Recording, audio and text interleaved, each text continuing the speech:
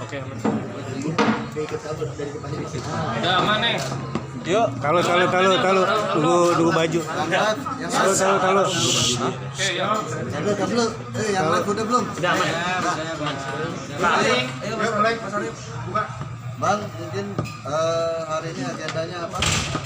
Hari ini agendanya saya bersama dengan klien saya Aida Jaskia mau terkait dengan pertama penjelasan kronologis kejadian adanya dugaan tindak pidana penganiayaan yang dilakukan oleh inisial P.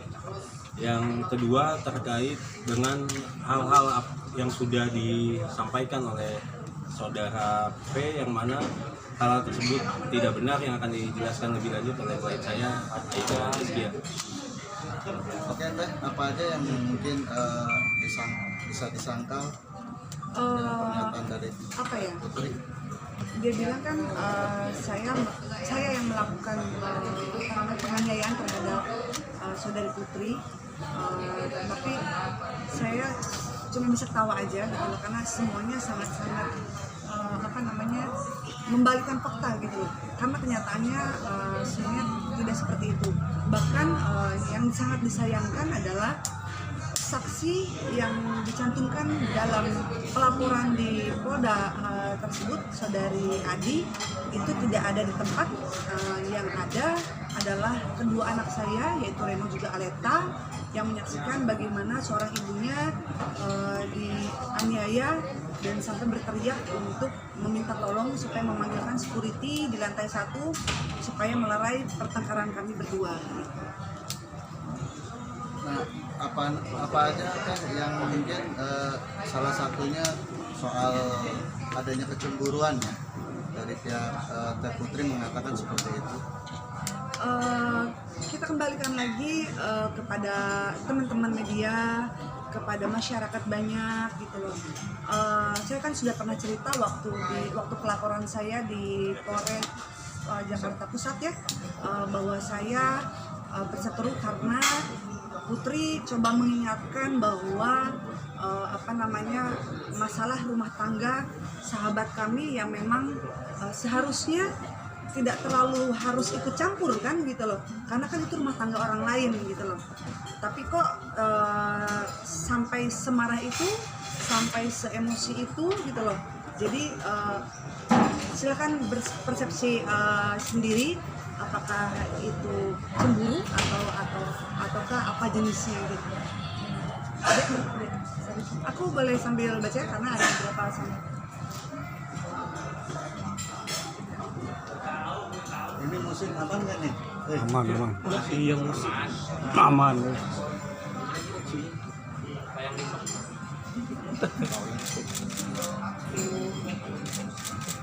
Ya, boleh dibaca. Oke. Di preskon saudari Putri dan juga saudari Adi dan juga Winoto di Bogor kemarin, saya sudah melihat di YouTube. Mereka berbicara, dia bilang apa yang harus dirubah menjadi yang biasa dirubah, yang biasa menjadi habit, tidak bisa langsung ditinggalkan. Tapi pada kenyataannya 1,5 tahun saya telah menunggu kebiasaan atau hal yang sudah menjadi habit untuk dia tidak juga terlaksana. Apa yang sudah menjadi habit itu silakan ditanyakan langsung kepada saudari Putri gitu loh, karena saya tidak berkewenangan untuk menyebutkan gitu loh, dan silakan menerka sendiri ya. Terus kalau saya tidak peduli terhadap dia, dia mau hancur, dia mau sakit, dia mau terjerat, apapun itu bukan urusan saya. Tapi saya sayang terhadap dia karena dia sudah begitu baik terhadap saya, mulai dari saya divonis sakit sampai dengan beberapa bulan kemarin, bahkan dia masih peduli dengan saya. Saya tidak pernah meninggalkan dia, yang justru dia meninggalkan saya. Adapun awal kedekatan kami ialah ia datang ke rumah saya secara baik-baik. Awalnya memang saya yang meminta, betul kata Putri, dia untuk tinggal bersama saya, bersama keluarga saya, karena mempertimbangkan dia selalu baik terhadap saya dan peduli terhadap sakit saya, dan karena kepedulian saya terhadap dia, daripada dia hidup di luar kos dan buang-buang uang gitu loh. Keluar dari rumah kami tanpa pamit, basa-basi sekalipun terhadap orang tua saya. Begitu juga keluarga kami, karena Putri yang sudah kami anggap sangat tahu etika dan berpendidikan itu justru tidak menerapkan etika tersebut. Memang itu hak dia ya, pergi kemanapun, kapanpun. Tapi setidaknya sebagai orang yang berpendidikan seharusnya ia paham sekali akan etika dan dalam berkeluarga dan juga bergaul gitu loh. Setelah dia puas dengan dunia luarnya, dia coba menghubungi saya lagi, memulai dan meminta maaf, juga kembali ke rumah saya tanpa izin lebih dahulu terhadap orang tua saya. Disitulah bentuk kekecewaan keluarga saya terhadap dia, sampai alhamdulillahnya saya memiliki orang tua yang sangat mengerti kondisi anaknya, yang memang tahu bahwa anaknya membutuhkan teman atau pendamping, pengobatan saya dan berbagi cerita gitu. Di sini saya hanya ingin mengatakan bahwa kamu bisa membohongi orang lain, tapi kamu tidak bisa membohongi batin juga pencipta kamu. Saya tahu setiap orang pasti pernah berbuat hilaf dan salah, termasuk saya. Tapi jika ada keinginan untuk dalam diri sendiri untuk berubah untuk lebih baik, maka tidak ada yang tidak mungkin. 1,5 tahun saya menunggu kamu untuk menjadi pribadi yang lebih baik, berhenti melakukan hal-hal yang merusak diri sendiri, yang selalu kamu bilang, iya aku capek, tapi di mana perubahan tersebut gitu loh. Ya, dan mungkin ada yang ditanyakan lagi oleh teman-teman? Sampai saat ini masih komunikasi? Oh, nggak ada komunikasi sama sekali. Karena kan memang kemarin juga kan kita sudah dengar mungkin beberapa teman di media bahwa dia tidak mau lagi komunikasi dan juga mau memutuskan silaturahmi dengan saya dan keluarga. Kak, kemarin hasil visum yang di Cipto gimana? Hasil visum di Cipto itu kita masih menunggu hasilnya, masih menunggu, jadi belum ada kabar kelanjutannya. Dan dia bilang kan katanya kepalanya belah gitu loh. Terus ya nanti kan hasil visum yang menunjukkan kan ada belah atau enggak. Terus dia bilang saya jeduk-jedukin kepalanya gitu loh. Ya kita kembalikan lagi apakah kira-kira saya bukan menyebut bahwa diri saya baik, tapi apakah mungkin orang seperti saya bisa melakukan hal seperti itu gitu, walaupun saya mengidap penyakit bipolar, tapi rasanya tidak segila itu gitu. Sejauh ini yang menjadi titik penyesalannya kenapa?